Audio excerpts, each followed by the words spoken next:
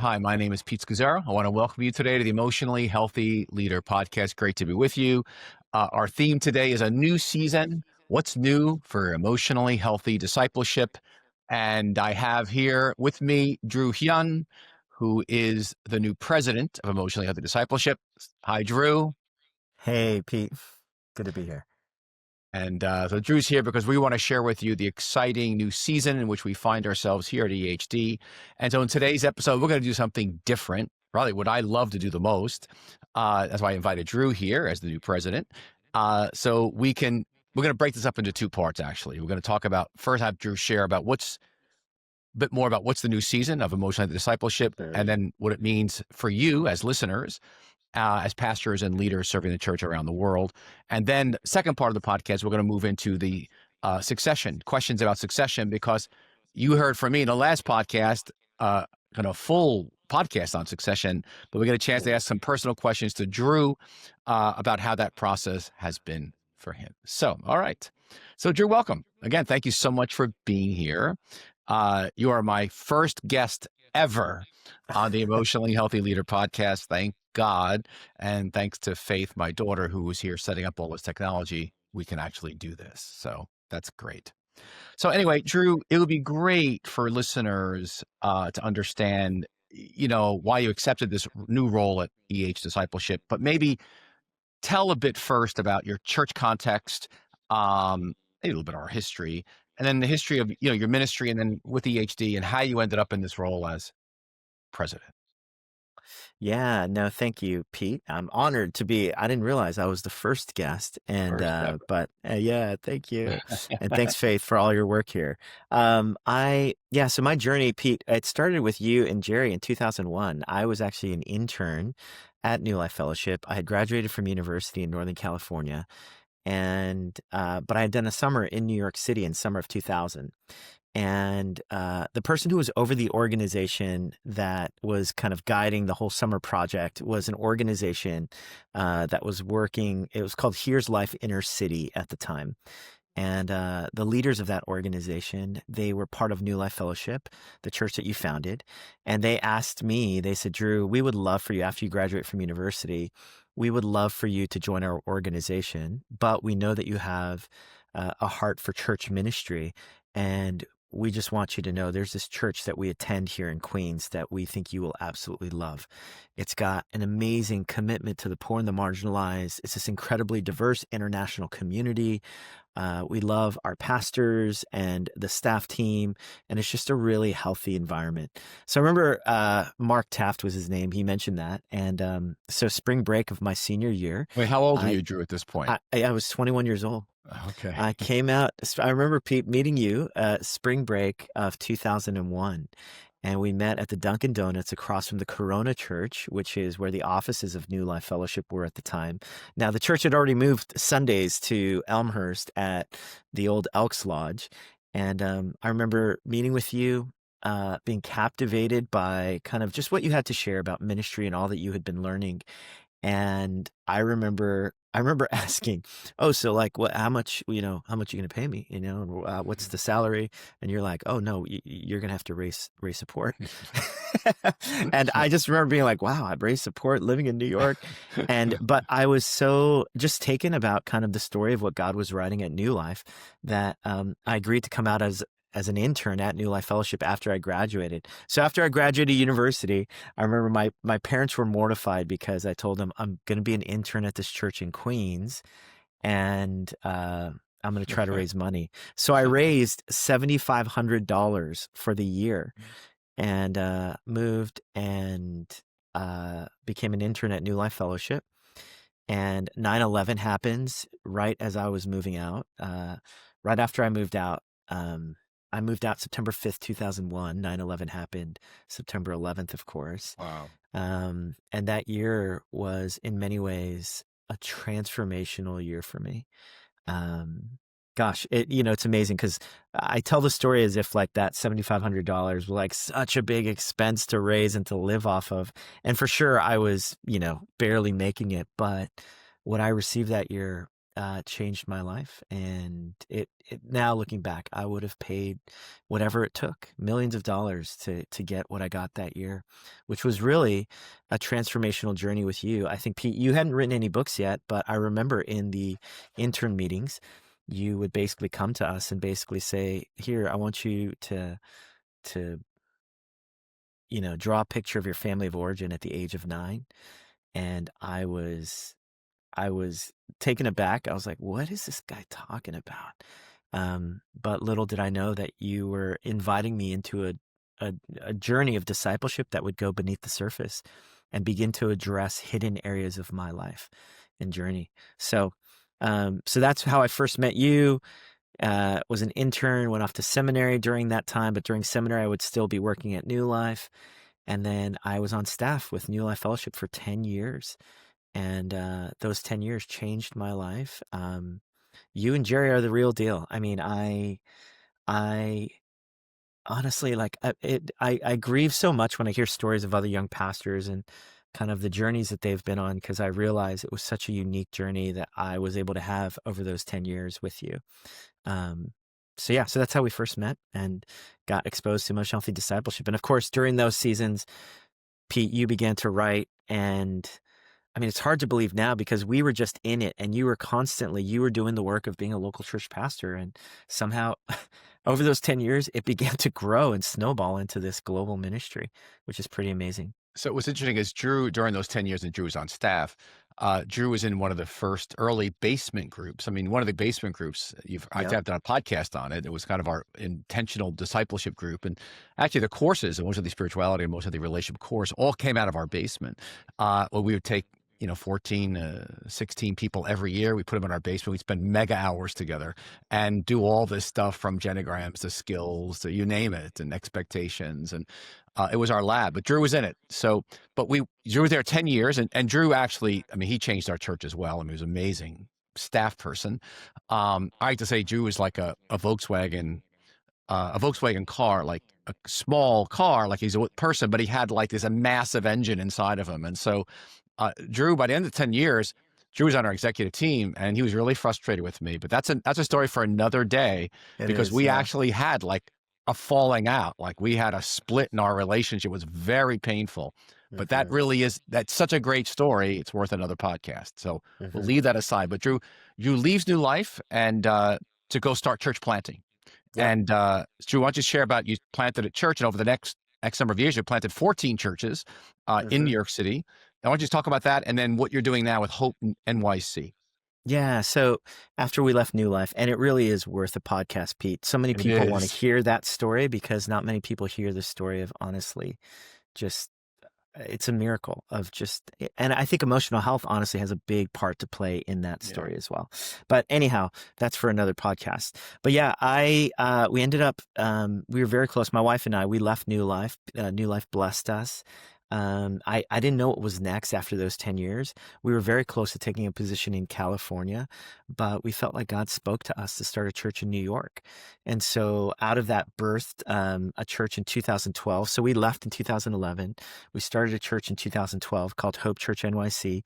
And really that was with a vision that would multiply churches that honestly looked a lot like New Life Fellowship, had very similar values.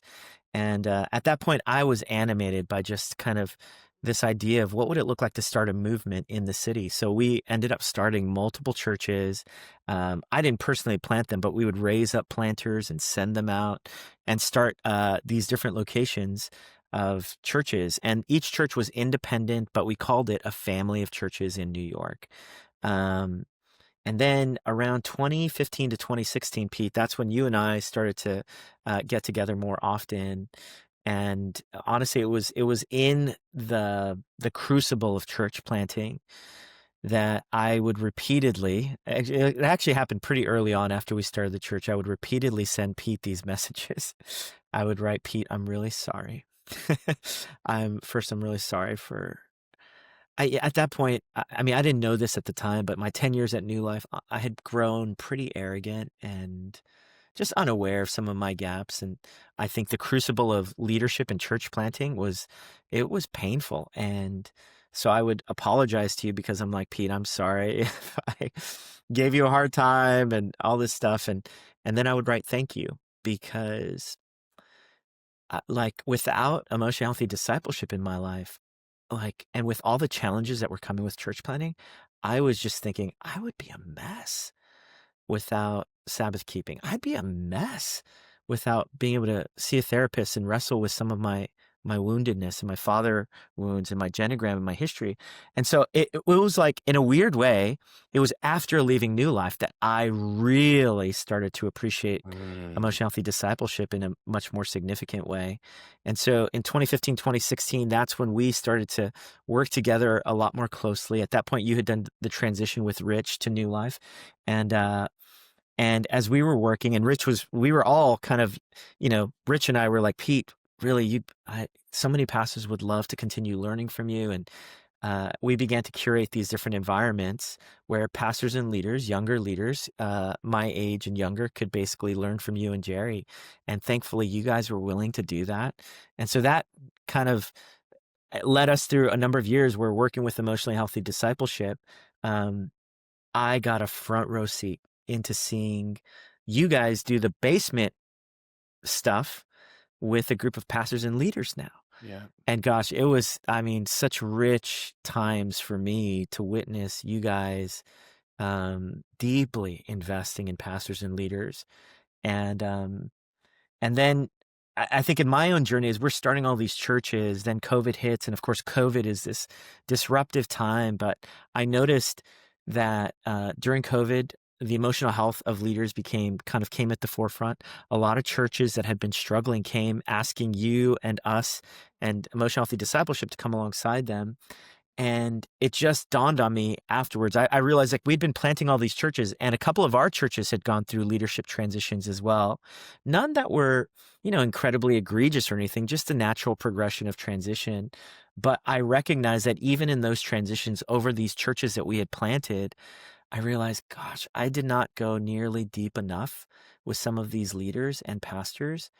And I remember just this realization of like, oh my goodness, who cares how many churches we plant and how much movement there is? If these churches, no matter how big they are or how fast they've grown, if they don't have a solid foundation, I think of the piles in your book, Emotional Healthy Leader. If they don't have this, all of this is a house of cards. And then it just dawned on me like, emotional health is the mission. Like, that's what will sustain a longstanding movement in New York City and beyond. And that's when even my whole frame of multiplication and things like that, I just realized like, gosh, I had it.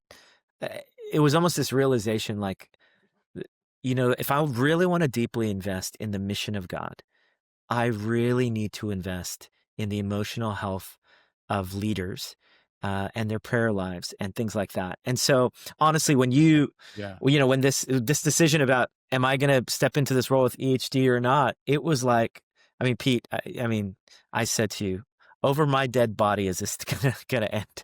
Like, Yeah. So let's go to that, Drew. Like, so what made you? Because understand everybody, Drew's pastoring a church, Hope NYC. It's one church and 3 campuses in Manhattan, which is not the easiest place to be a lead pastor of a church. mhm. But Drew was, I'm pastoring this church and, reluctant, even though he's with us 10 years. What, Drew, made you, or how did you, what contributed to a sense from God of like, okay, I'm going to stay at my church, but I want to take the presidency of this thing. Yeah. I mean, the board and myself, we all knew like, if anyone's going to take it, it's going to be Drew, but you weren't open to it. You was like, no, I can't, I'll help the person who's going to do it. And so we were in this kind of a, space waiting. Yeah. But what caused you to say yes? Yeah. So and you had broached the topic with me. You, Ruthie, and we were in conversation. So you had the foresight to ask and invite me to this.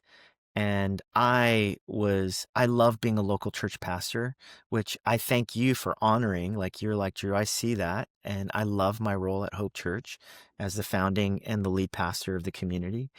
And so honestly, I was like, well, I can give whatever I can give to it, but I'm a local church pastor, and so I don't know if I'm supposed to be the person to take the reins of emotionally healthy discipleship in this next season.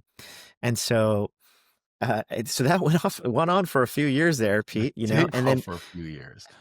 during those few years, I think there came a pivotal moment where I think you and I, and perhaps a couple of others were in a meeting, and you and Jerry, you mentioned, um, you said, well, it was in a very open-handed way. You said, you know, maybe this is God's invitation for us to, if Drew's, you're not going to step into this and we don't really have a clear person, then maybe that's an invitation for us. This is what it was supposed to be. Emotionally healthy discipleship was supposed to live for these few years, and here it is. And I remember saying to you, or at least what came up in my spirit was like, there is no way I'm going to let you close this. Like, I will step into this. And there was a fire in my belly. I think of Jeremiah. Like, there was a fire in me that was like, there is no way this thing can close. I've seen too much transformation, and it had also been so helpful and instructive to me. And then that kind of led to some now more serious conversations with our elder board as well as the board of EHD, and I'm grateful for that as well, like that there was a discernment then of like, okay, Drew's got this fire in his belly. There's an integrity with wanting to stay as the lead pastor of Hope, and let's make sure that this seems right to everyone, Yeah, involved. And when it just became clear that our board at Hope, they see the work that I do with emotional healthy discipleship is only additive. In that emotional healthy discipleship is part of my rule of life. It keeps me anchored in a life of prayer, keeps me anchored in wanting to hopefully be the best, a sign and wonder in my marriage to Tina, and the kind of father that, hopefully is present and enjoys and embodies what it means to be a loving father to my children, and hopefully a mature, healthy leader to our staff team and our elder board. And so now, of course, I'm not perfect, and I mean that's one of the things I've learned in emotional healthy discipleship. But like, if anything, I don't know where I'd be without the ministry. And so once that clicked into view, where our board was aligned, and then the meetings with the EHD EHD board. board Yeah, and how this could work together, that's when I was like, let's do this. And honestly, I have felt an incredible grace for it. Um, I feel as energized as ever. I feel as excited as ever. it's great. And part of it is the life change that I continue to see amongst pastors and leaders in everything that we do with emotional healthy discipleship. It's great. So here we are. So I mean, we had the Pass the Torch event, which was only a few weeks ago, and hopefully all of you can take a look at it when you get a chance. It was Jerry and I consider it the highlight of our lives. Yeah. Was that event? It was, in terms of ministry wise, it was that wonderful, and so we're thrilled, Drew, that you're the new president, and I've got my new role under Drew, being his champion, and I'm very happy about that, and mentoring and writing and just beautiful. But Drew, let's take a few moments here and what can leaders expect around the world in the season ahead? What changes you see coming? What you're bringing another set of gifts, which is wonderful. But where is EHD going, and what's going to remain the same, and what now are some shifts forward that we're going to be taking? Yeah, totally. I mean, that's a great question. And I do want to say too, in the whole process, just to add real quick, like even Jason Perkins, who's been part of our team, and he Yeah. leads a school in Australia. Like, I mean, just all these different people that were part of this process as well. I just want to honor, like, there was so much, Yes. and I appreciate all the discernment that went in every which way. Now, with that said, in terms of what we're looking forward to, and kind of, I'm really excited because, for many years, I think what you, Pete, Jerry, and Ruthie, who's was your COO for many years, like, you've created content and courses that have changed the world and provided resources for the global church, including this podcast, which has gone out as a resource. And I think one of the gifts that you possess, Pete, is, and knowing you now for over 24 years, you are an incredible, rich treasure trove of wisdom, of insight, of reading, You nerd out on a lot of things. You're a researcher, and you're able to. You're an incredible teacher who's able to articulate truth and package it and make it accessible for people from various different backgrounds, which I think is incredible. And so number one, I think the thing that we're going to keep doing, Pete, is we're going to keep developing content that will resource the global church. One of the things that I'm most excited about, honestly, Pete, is like freeing you and Jerry up to continue to do what you guys do best, which is, I think, create content for the global church and then be a mentor to the next generation. The thing I want to free up from is I don't want you to have to worry about budgets and fundraising and things like that. I just want you to really just be in your sweet spot to help steward that so that you can give your best energy to that. That's great. Let me just pause for a second, because Drew really, in a sense, though we just officially took over this podcast recording probably less than a month ago, but he's actually been leading for the last 6 to 9 months. And so watching this and where we are, I just cannot get over how, in God's sovereignty, how important it was for a new leader to step into emotionally healthy discipleship, because I'm like, he is taking us places that we really need to go, that I could never have taken this movement. And then secondly, I just feel so free. I'm having such an incredible time with God, myself, of revelation, writing, thinking, since you've taken over fully, since Pass the Torch event. So I am just thrilled. So thank you. But Drew, give them a sense of what initiatives do you see now for yourself? Like, where do you see us going in terms of community, the order? Talk about the school. Give us a sense of new initiatives, where we're going. Yeah, no, absolutely. So, and I mean, that thrills me to hear that you feel great, because here's where we're going. And this is where, again, my gifts are different than yours. And you affirm that, which is great.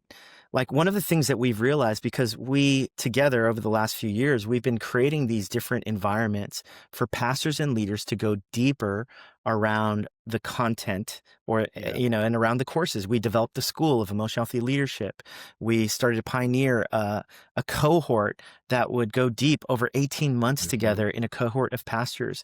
And after each setting, what was so interesting to me and to us, because you and I would interface with a lot of these leaders would ask the question, what's next? What's next? What's next? And it just dawned on me and us together was basically like, gosh, emotionally healthy discipleship, what has always marked us is a lifelong journey with Jesus that continues to deepen in a community. And what we realized was that what people were asking when they would ask this question, what's next? They were basically saying like, okay, we've been through the school, we've been through this cohort, but honestly, I can't wait till your book comes out, Emotionally Healthy Success, because the same temptations continue to draw us back into the same familiar kind of habits of speeding things up, of living unhealthy lives.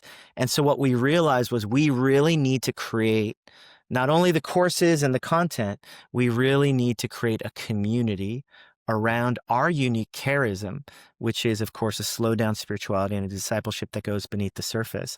And so what's next for us is we still are offering the school, but now instead of just course churches that are running the course, we want to go deeper with churches and ministries in transforming the culture of the church. And the way that we're doing that is hopefully by now creating this community around our charism.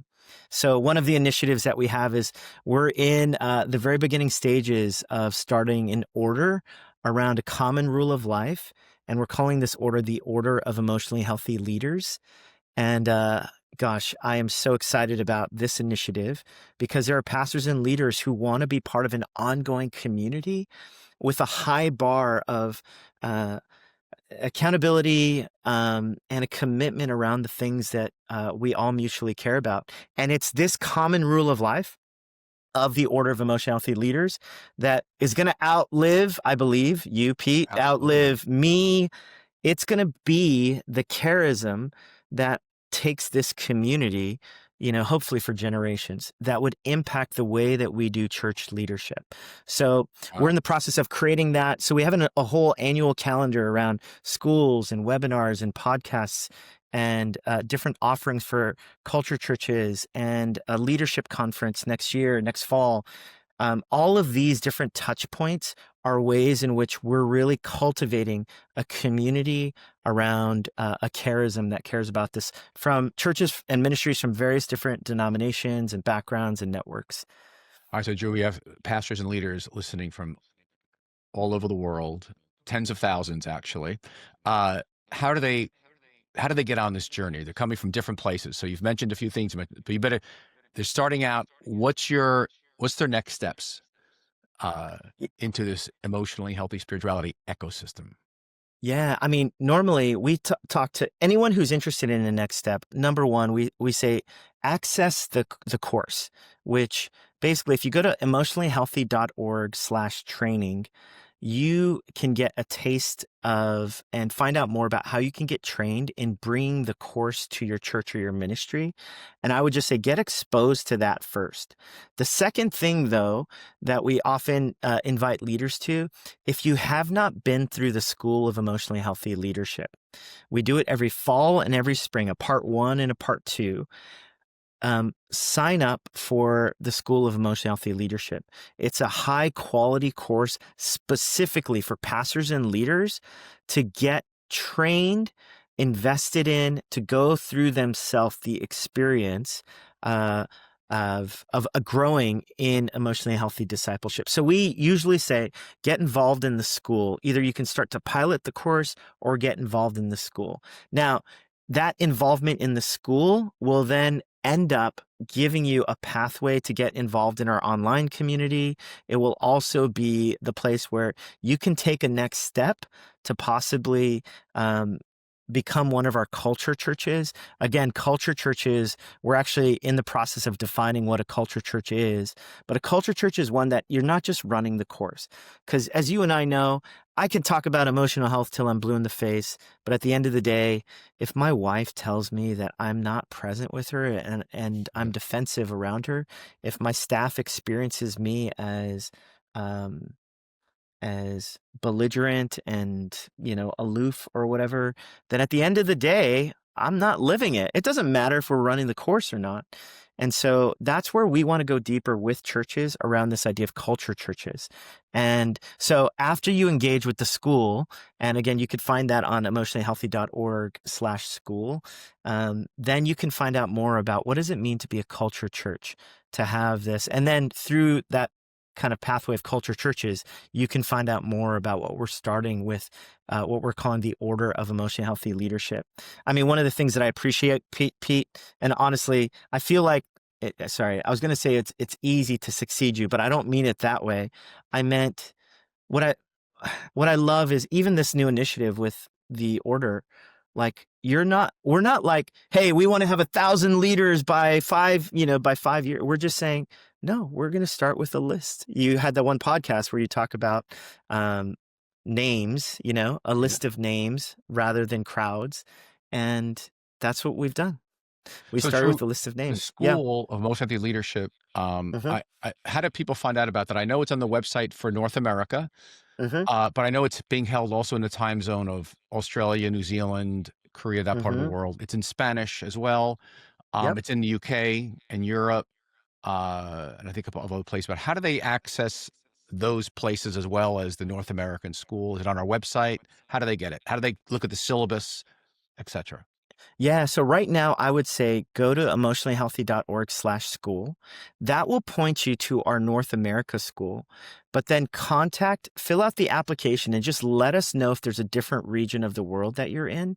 And then we can point you to that school right now. We're in the process of reformatting kind of how we talk about the different schools that are happening in different regions of the world.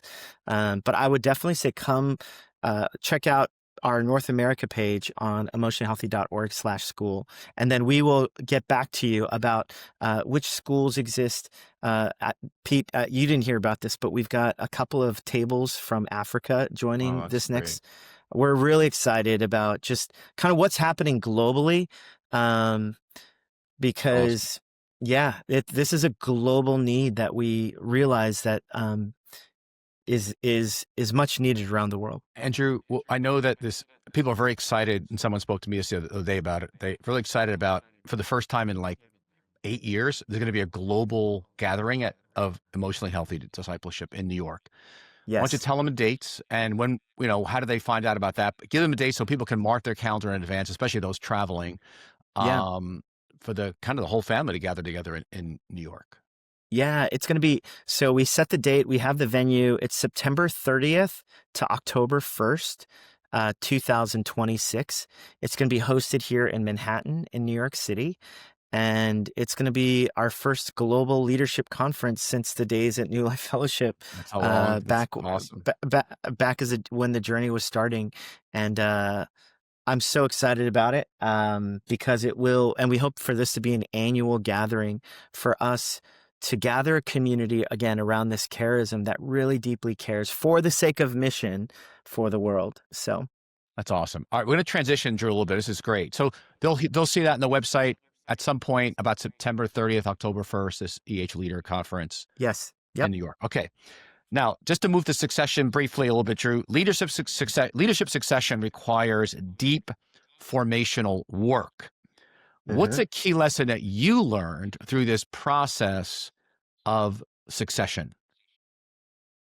Gosh, I've, I mean, this is going to sound, um, I've learned that I always need to have, it's kind of like when Thomas Merton talks about prayer, like we are always beginners. Hmm. And in many ways, like I've learned that I need to continue to be doing the work. I mean, every, I need to be looking at my genogram, Pete. Hmm. And, I thought I had, all my father wound kind of stuff with you, that I thought I've processed already after these 24 years. But I realized, like, gosh, even that, like, gosh, there are these vestiges of why I was realizing, like, one day that I was really anxious, and I was really anxious because I didn't want to disappoint you. And then I talked it over with Tina. Then I had to wrestle through a little bit with, I didn't call, my counselor, but I it was like, oh my gosh, like it's still there, like the genogram stuff, and I'm still wrestling with whether I'm going to disappoint Pete or not. And Don't worry about that. It's probably a good I, thing. yeah, yeah, and but I realized, and I've been so free I really, honestly, genuinely, as I was walking into this, thought I was free from that because, you and I now have worked together for so long and we've been through so much together, but it was like, oh wow, I realized I'm worried about disappointing Pete, Hmm. and like so, it was another invitation for me to wrestle through my genogram, to go through some of the scripts that exist in my life, Hmm. and to replace those with the new scripts of Jesus. And then to approach meetings with you and conversations with you with a freedom to be able to speak the truth and not be afraid to, and to differentiate as well. Yeah. And um, so for me, like the key lesson has been like, gosh, the journey, it just, there's a continued depth and levels of growth that I still need, it will be part of the lifelong journey that I'm on.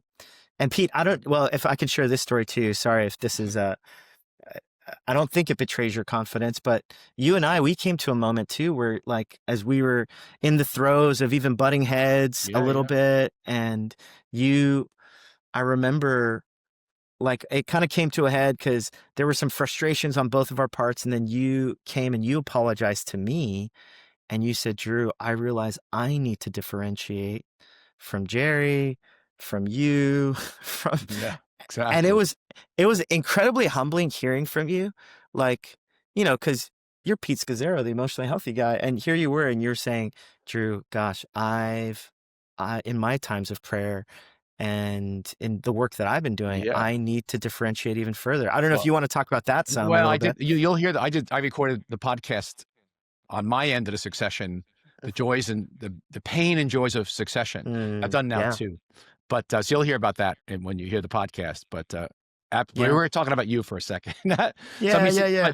but what would you, I mean, and honestly, Drew, you stepped into it. I mean, I recognize I was the greatest challenge to succession. And, but you've been just tremendous in giving me time to actually work through the letting go process. So it's been wonderful.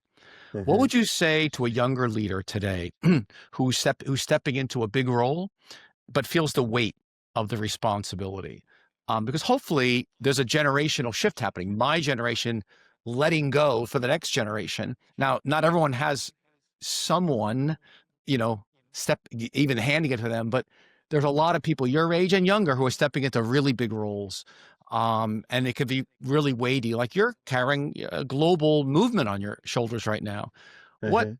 would you say to them if you were going to give them just a couple of words of like counsel or encouragement? What would it be? Gosh, so like I mean, part of my counsel is I know that the crucible of leadership and getting through succession is part of God's invitation. So that's where like, it doesn't even matter what I'm going to say because I know that the crucible, it's, but I should say this, it's how you are in the crucible of that. Mm, Because for instance, Pete, there is no way um, I could be doing this if it were, I don't know, 5 years, 10 years ago. mm, For sure, when the New Life transition was, there was no way I had the maturity, and even now, like, there's no way because mm, there's just, so what I would say is, I think the humility to keep learning and growing, and to do the internal work, to face your shadow, as you talk about in hmm chapter 1 of Emotional Healthy Leader. I think continue to face your shadow. And I would say number 2 is to think about the long view. Like, we were talking during this succession, we were talking about the Gospel of Luke and just how slow and mm. like the work of God, Yeah. the seed of like, starts with Jesus. Slow.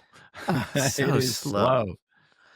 And I think too many times, and I know that when I was a younger leader, I was so in a hurry to get things done Mm, and get things moving. And honestly, when I was reflecting on the Gospel of Luke and thinking about just the journey of Jesus in the womb and, just as it unfolds. And honestly, Pete, I thought about when I first met you, to go full circle here. I first met you, and I believe you were 45 years old. probably. Um, Yeah, probably. Yeah. and Pete, that's how old I am now, or I'm Mm, 46 now, but like, I look back and I'm like, oh my gosh, like, and I look back and I'm just like, I looked up to you so much, and at that point, you hadn't written anything, you hadn't, you had done these Bible study guides, but you hadn't written anything. Emotionally Healthy Discipleship was just a seed in your heart that you and Jerry had brought to the church and lived out for 5 years. And like, I look back at that time because it feels like just yesterday. mm, And I'm like, oh my gosh, God has done an mm. incredible work over these last 24 years. And I look back and I'm just like, but what I saw from you was that there was there were limits that you lived with. Like you did not, Mm, you know, it was a different way of thinking about mm. impact in the world. It's slow and like the Gospel of Luke and the unfolding of Yeah. Jesus's life. And so for me, I look at where we are with emotional healthy discipleship, and I've got all these like visions of where we could be and stuff, but I'm just like, you know what? Like, as long as I'm tethered to Jesus through Mm, my rule of life, um, I'm living a life of deep contemplation and prayer. I'm living out of healthy relationships, especially with my first neighbor, my wife, and my kids. And I'm honestly, Pete, I wanna keep gleaning from you. I mean, that's selfishly for yeah. me. It's like I want you to still be around and leading where you have margin, and so that I could glean as well as help steward. Like, So I would just say that, like, if the posture is right with a mix of humility, learning, as well as taking the long view in mind, I think that makes a world of difference. Like, I just wouldn't be so fast to be like, oh, okay, I can't wait to change things. Or if Yeah. there's any sense of like, I need to, because honestly, I see where emotional healthy discipleship is, I see a beautiful, like, there's something so beautiful in it. And for sure, there are things that I'm like, yes, we could change this but I'm like, let's do the natural work of letting it be what it is and continue to naturally grow without me feeling a pressure that I need to, you know, I don't know. I think a lot of young leaders sometimes can feel that Mm, impatience. So that's what I would say. it's great. Thank you. And you're right about the long view. And, uh, to me, succession is all about the long view. We all want to have a long view. Like Paul had a 4 generational view in Second Timothy 2 Amazing. 2. And we're all going to die, and God's kingdom's going to go on. And we all do succession. His question is, let's just do it well, Hmm. intentionally, and invest in the next generation. So let's just close with this, Drew. With a little invitation to action. Now, as I ran, I like to say that again, I'm thrilled. I'm just so thrilled that now Drew is the president of EH Discipleship. He just brings such a set of gifts to build organizationally, build the movement, build the staff to take us to the next stage, to build a community around the world. I'm much better tinkering in a garage, and so I know that financially, the way I've handled it up to this point, and we're 12 years old, has been whenever I get a phone call and say, we don't have any money, Pete, and it would be a hole in the roof. We kind of live month to month. And I say, I make a call to a friend. Hey, I need some money. Will you send some money to us? And one of the great things Drew's doing is putting us on a good financial footing. And so, Drew, just in closing here, I want to say to all the listeners and to really prayerfully consider making a gift at the end of the year at New Life Fellowship. I'm sorry, at emotionallyhealthy.org/give to our Hmm. end of the year initiative to help us build a great foundation for the future of the movement, to get on a great financial footing of stability so you and the team can build globally around the world. Do you want to add a few words to that, Drew? Yeah, um, it is funny, Pete. Fundraising has definitely not been your strong suit, Yeah. because you're tinkering in a garage, and I love that about Yes. you. But I would love if you would consider partnering with us in giving towards emotionally healthy discipleship. Uh, we are serving the global church, and I know our local church supports emotional healthy discipleship because of its missional impact with health and supporting the global church. And I I mean, I'm excited about where this ministry can go, and your resources We can all make are. that possible.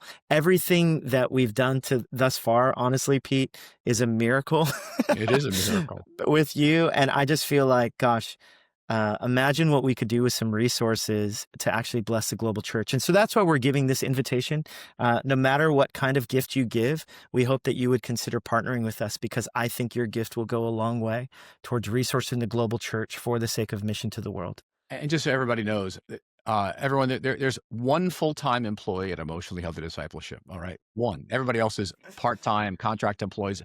It's a very small team with a massive impact. Yep. And so now the team needs to be built a bit. And so I want to encourage you as well. Pray, consider giving between now and the end of the year a gift that Drew and his team can begin to build out EHD to serve the global church and most importantly, the mission of Jesus around the world. So anyway, Amen. Drew, thank you so much. It's been a joy to be with you. Love interviewing you. This was so much fun. And so I bless you, Drew. I bless all of you listening from around the world. We look forward to meeting you in person someday, now that we will be able to have even a conference and some in-person meetings in this coming year. And may the Lord bless you and keep you and make his face shine on you. And may God's kingdom go forward as we partner together for his name's sake. Blessings, everybody. Drew, Blessings. thank you. God Thanks, bless. Pete. Love you Have a too. great Yep. day. Thanks.